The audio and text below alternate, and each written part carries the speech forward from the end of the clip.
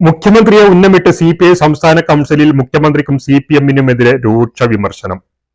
ഇടതുമുന്നണിയുടേത് രാജഭരണത്തിന് സമമാണെന്നും കൂട്ടുകക്ഷി ഭരണമാണ് കേരളത്തിൽ നടക്കുന്നതെന്ന് മറന്ന് മുഖ്യമന്ത്രിയെ മാത്രം ഉയർത്തിക്കാട്ടിയാണ് CPM മുന്നോട്ടു പോകുന്നതെന്ന് അടക്കമുള്ള വിമർശനമാണ് CPI യോഗത്തിൽ ഉയർന്നത്. ഘടകകക്ഷികൾക്കോ ഘടകകക്ഷി മന്ത്രിമാർക്കോ ഒരു പരിഗണനയും ലഭിക്കുന്നില്ല. CPM-ൽ നിന്നും മുഖ്യമന്ത്രിയിൽ നിന്നും അവഗണനയാണ് നിരന്തരം ലഭിക്കുന്നതെന്നും യോഗം ചൂണ്ടിക്കാട്ടി. 4ാം വാർഷികാഘോഷം ആർഭാടമാണെന്നും CPI യോഗം അഭിപ്രായപ്പെട്ടു.